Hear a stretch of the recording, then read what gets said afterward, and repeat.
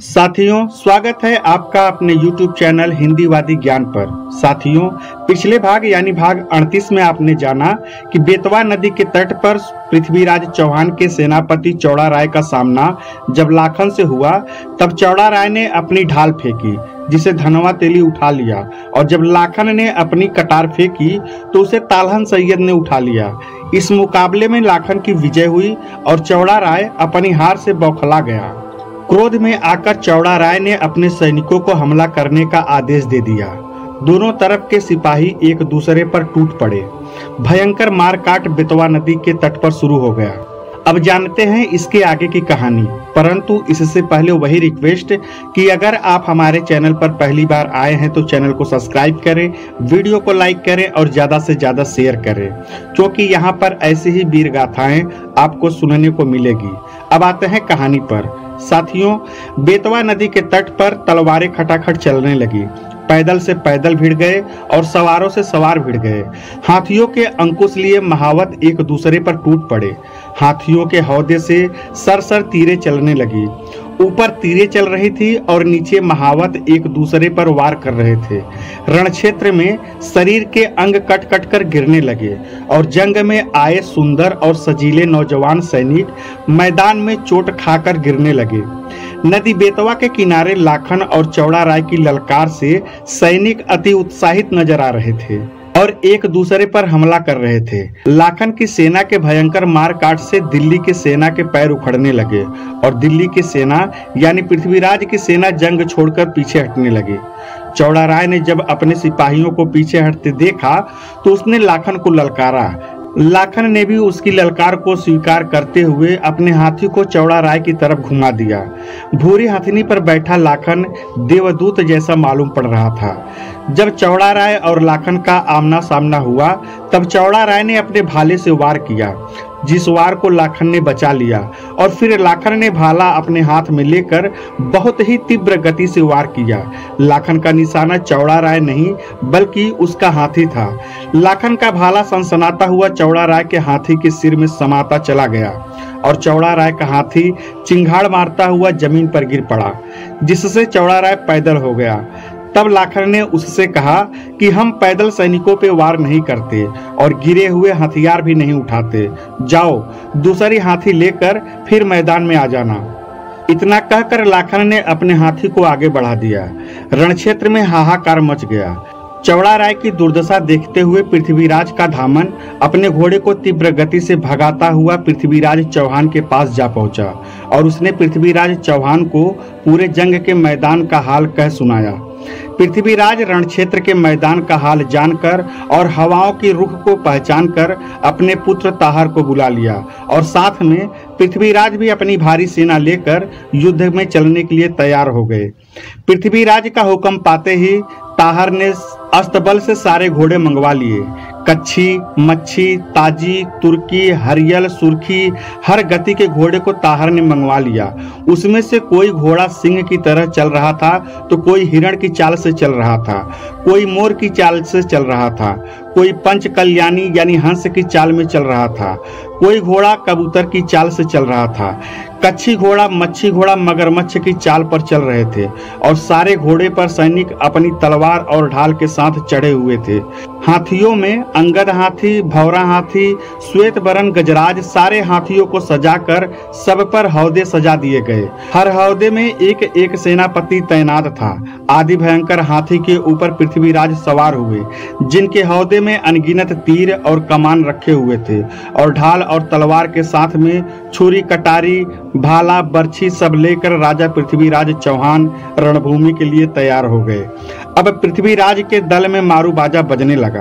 अपनी भारी सेना के साथ चौहान आगे बढ़ रहे थे। घुर्र घुर्र की आवाज जो कि रथ के चक्के से आ रहा था, घोड़े की टापों से और सैनिकों के पैदल चलने की आवाज से पूरा वातावरण गूंज उठा।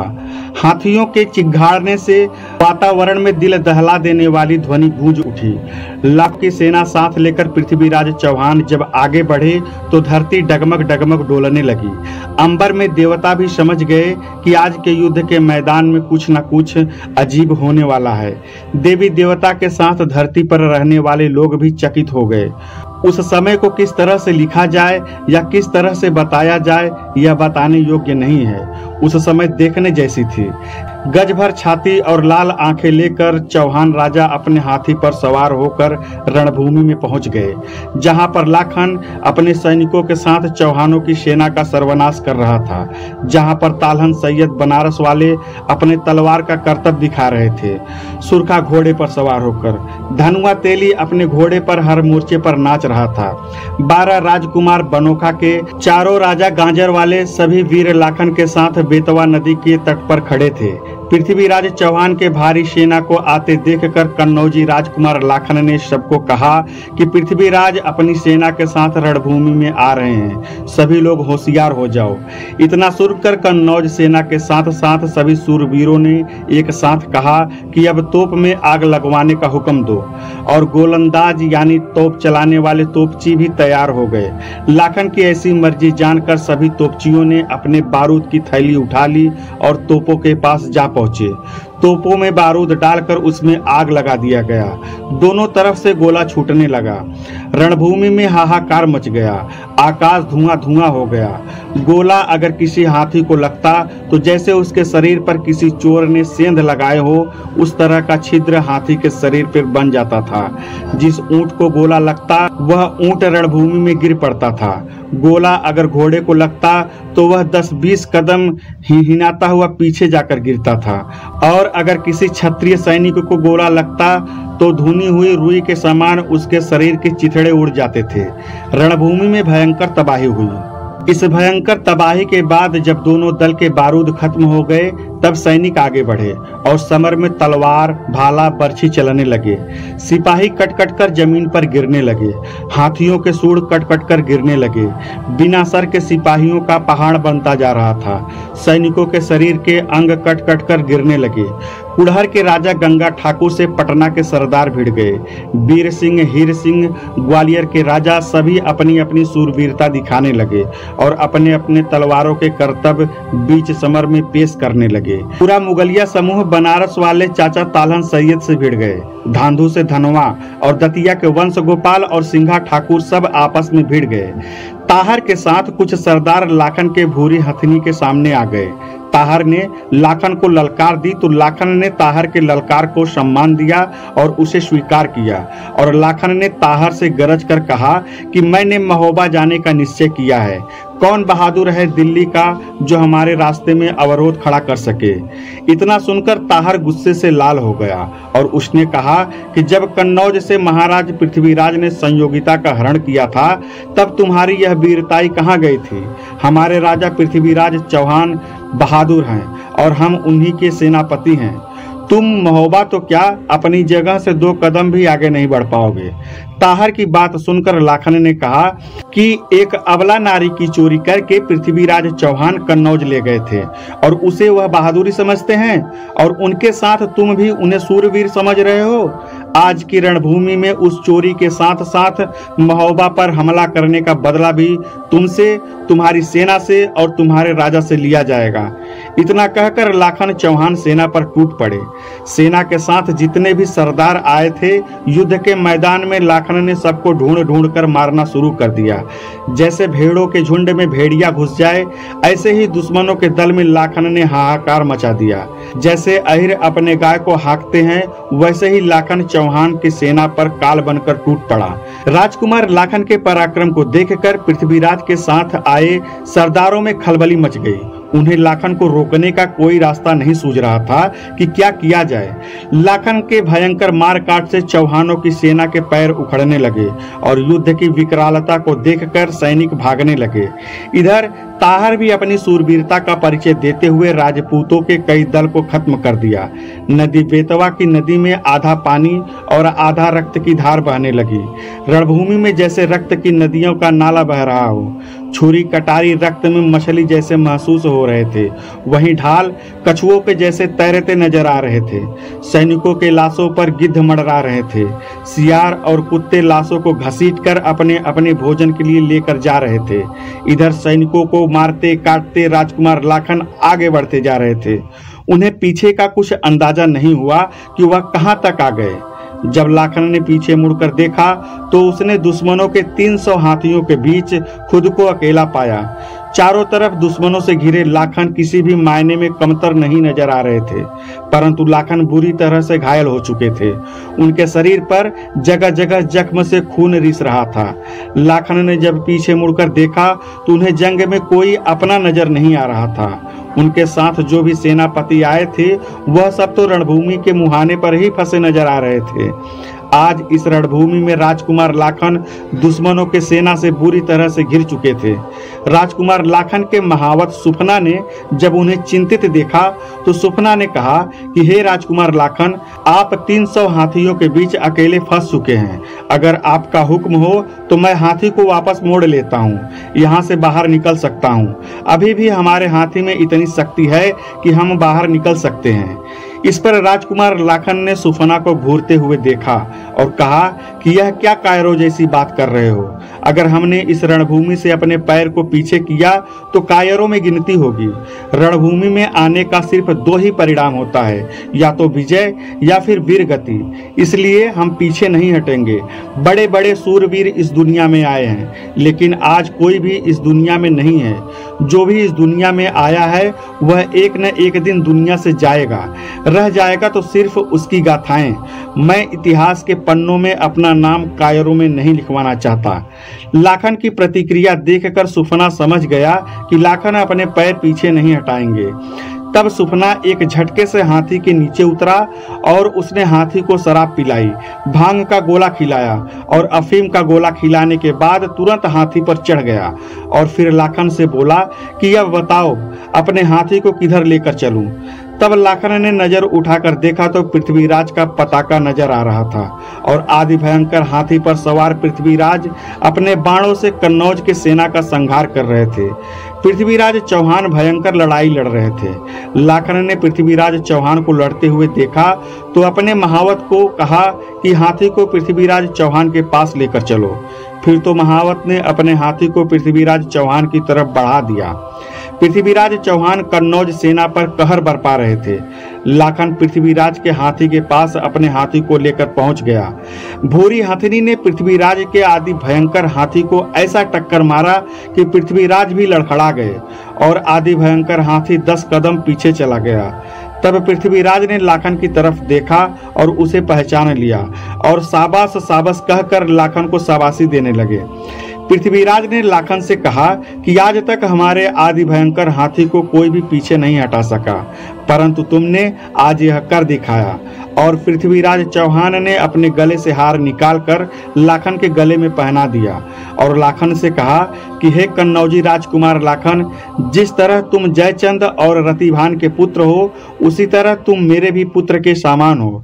तुम्हें और ताहर को एक जैसा समझता हूँ। कहाँ तुम इन बनाफरों के चक्कर में पड़ गए हो? आओ हमारे साथ मिल जाओ, हम महोबा को लूट लेंगे और तुम्हें महोबे से लूटी हुई संपत्ति का एक हिस्सा भी दिया जाएगा और साथ में पारस पत्थर भी तुम्हें दे दिया जाएगा। बनाफर तो पहले से ही नौकर हैं। ये पहले राजा परिमाल की चाकरी किया करते थे, वहां से निकाले जाने के बाद कन्नौज में चाकरी करने लगे। यह सुनकर लाखन ने कहा कि हे महाराज, जंग के मैदान में दुश्मनों से दुश्मनों के जैसा व्यवहार करना चाहिए, परंतु आप तो मुझे अपनापन दिखा रहे हैं। आपके इस व्यवहार से मेरी तलवार संकोच करेगी, इसलिए युद्ध के मैदान में आप ऐसी बातें ना करें। रही बात बनाफरों की, तो मैं आल्हा को बड़ा भाई और उदल को एक मित्र का सम्मान देता हूँ। मैं उनके साथ महोबा के लिए आया हूँ और जिसे मैं अपना भाई और मित्र मानता हूँ उनसे विश्वासघात करना मेरे लिए मृत्यु के समान है। आप मुझे इंद्रदेव का खजाने का भी लालच दे तो भी मैं विचलित नहीं होऊंगा। रणभूमि में वीरों को वीरोचित वाणी ही बोलनी चाहिए, वही शोभा देता है। रणभूमि में प्रलोभन देने वाले कायर कहलाते हैं। इसलिए हे महाराज पृथ्वीराज, युद्ध करो। युद्ध के मैदान में तलवारों की भाषा में वीरों से बात की जाती है। इसी में वीरों की सम्मान है और उनकी शान है। तब तक पृथ्वीराज के सेनापति चंद्रवरदाई ने पृथ्वीराज के पास आकर कहा कि महाराज, कहाँ आप बातों में उलझ रहे हैं? अपने तीर और धनुष उठाइए, या तो लाखन को बंदी बना लीजिए या फिर उसे वीर गति प्रदान कीजिए। तब पृथ्वीराज चौहान ने अपने तरकस से तीर निकाला और धनुष पर चढ़ा दिया। इधर लाखन भी तैयार था। बाणों की वर्षा होने लगी। दोनों के हस्त लाघव को देखकर अनुमान लगाना मुश्किल था कि कौन कमजोर है और कौन ताकतवर। कब तीर तरकस से बाहर आया और कब कमान पर चढ़ा और कब दुश्मनों के पास पहुंचा, अनुमान लगाना मुश्किल था। दोनों अपने आप में एक महान सूरवीर थे। इधर लाखन घायल हो चुका था और उसके तरकस का तीर भी खत्म हो चुका था। अब उसे जरूरत थी अपने तरकस में तीर रखने की, परंतु इतना समय काफी था पृथ्वीराज चौहान के लिए। पृथ्वीराज ने अपने तीर के वार से लाखन के हाथी के हौदे के रस्से को काट दिया, जिससे लाखन जमीन पर आ गया। फिर तो चंद्रवरदाई ने पृथ्वीराज से कहा कि अब लाखन को वीर गति प्रदान करें। पृथ्वीराज चौहान ने एक जहर बुझे तीर अपने तरकस से निकाला और अपने धनुष पर चढ़ा लिया। तो साथियों, यह तो जंग के हालात थे। अब जरा बेतवा नदी के तट के बारे में जान लेते हैं कि वहां क्या हो रहा था। ठीक उसी समय रूपनवाड़ी अपने घोड़े को पानी पिलाने के लिए नदी बेतवा के किनारे पर पहुंचा था। जब उसने नदी में देखा तो उसमें आधा पानी और आधा रक्त बह रहा था। नदी के पानी को लाल देखकर रूपनवाड़ी को जंग की विकरालता का पता चला। उसके रोंगटे खड़े हो गए। उसने सोचा कि इतनी भयानक युद्ध में क्या लाखन सुरक्षित होंगे। यही सोचकर रूपनवाड़ी एक ऊंचे टीले पर अपने घोड़े को लेकर चढ़ गया। उसने टीले पर चढ़कर युद्ध के मैदान का जो मंजर देखा, उससे उसका कलेजा सूख गया। उसने देखा कि लाशों को गिद्ध और कौवे नोच रहे हैं। कुत्ते और भेड़िए लाशों को खींचकर अपने भोजन के लिए सुरक्षित स्थान पर लेकर जा रहे थे।